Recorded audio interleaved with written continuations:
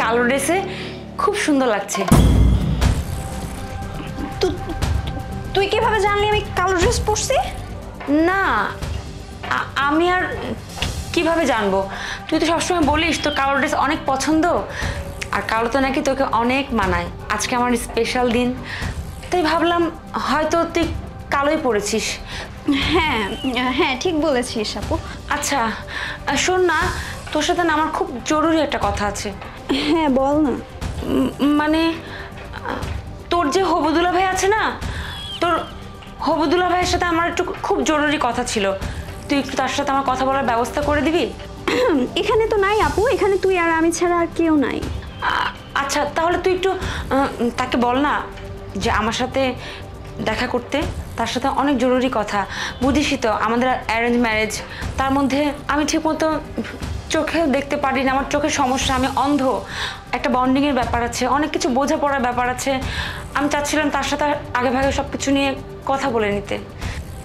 এই তো আমি চলে এসেছি। আপনি এসেছেন? আমরা একটু আগে আসলে আপনার কথাই বলছিলাম। তুমি তো মাত্র বলছো, অথচ তুমি সারাক্ষণ আমার মনের মধ্যে থাকো।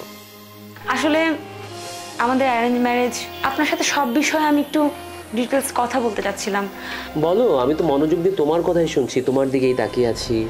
আমি চোখে দেখতে পাই না, আপনি তো সব কিছু জানেন, সামনে যাতে আপনার সাথে আমার কোনো সমস্যা না হয় এই জন্যই ভাবলাম একটু কথা বলি।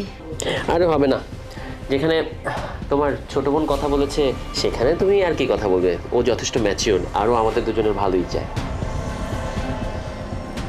ঠিক আছে বোন, কই তুই?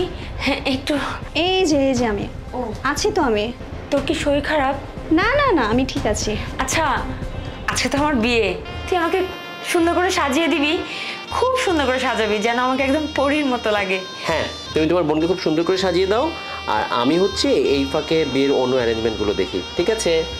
ঠিক আছে, বাই। হ্যাঁ সুন্দর করে সাজাবি কিন্তু, খুব সুন্দর যেন লাগে আমাকে পরীর মতো।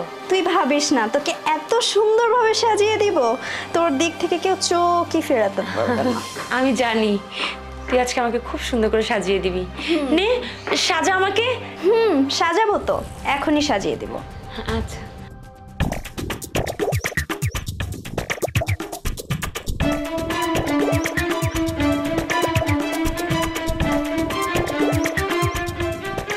আজ তোকে এত বিশ্রীভাবে সাজাবো যেন তোর চেহারা দেখলে সবাই বমি করে দেয়। সৈকত শুধু আমার, বিয়ে তোর সাথে হলেও বাসর হবে আমার সাথে। লেডিস অ্যান্ড জেন্টলম্যান, আপনাদের সামনে অত্যন্ত আনন্দের সঙ্গে জানানো যাইতেছে যে ঈশ্বরের আশীর্বাদ মাথায় রেখে এখন এই মুহূর্তে মিস্টার সৈকত এবং মিস মৌ এদের বিবাহ সম্পন্ন করতে যাচ্ছি। মিস্টার সৈকত, এই বিয়েতে আপনার কোনো আপত্তি আছে, অমত আছে? না, এই বিয়েতে আমার কোনো আপত্তি নেই। আমি মিস মৌকে আমার মিসেস করার জন্য সানন্দে রাজি। Thank you. মিস মৌ, এই বিয়েতে আপনার কোনো আপত্তি আছে?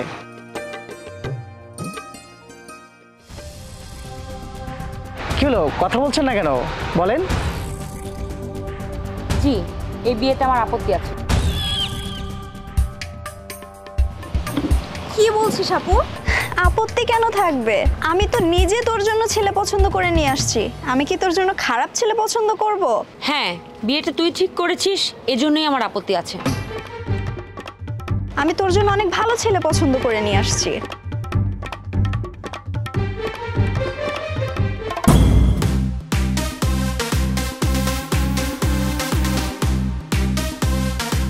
বিয়ের বেশ কয়েকদিন আগেই আমি আমার চোখে রেটিনাটা ট্রান্সপ্লেট করিয়েছি।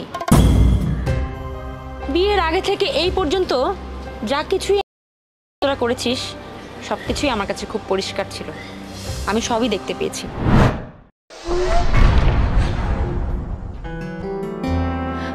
বোন, তোকে না কালো ড্রেসে খুব সুন্দর লাগছে। আচ্ছা তুই তো আমার ছোট বোন, তোকে ছোটবেলা থেকে আমি কি কম ভালোবাসা দিয়েছি? আমার তো কোনো কিছু চাওয়া ছিল না, শুধু তোরা আমাকে একটু ভালোবাসবি, আমাকে সাপোর্ট করবি। সে তুই ছোট বোন সামান্য সম্পত্তির লোভে এমনটা করতে পারলি আমার সাথে? আমি কত অসহায়, আমি চোখেও দেখতে পারতাম না, তারপরে তোরা এমনটা আমার সাথে করতে পারলি? সামান্য সম্পত্তির জন্য আমার এত বড় ক্ষতি, এই চিন্তা তুই করতে পারলি? যাক, তোরা তো ভেবেই নিয়েছিলি আমি এই বাড়ি থেকে চলে যাই। তোদের প্ল্যানটা তো এটাই ছিল, তোদের চিন্তার কোনো কারণ নেই। আমি নিজেই এই বাড়ি থেকে চলে যাচ্ছি, থাক তোরা।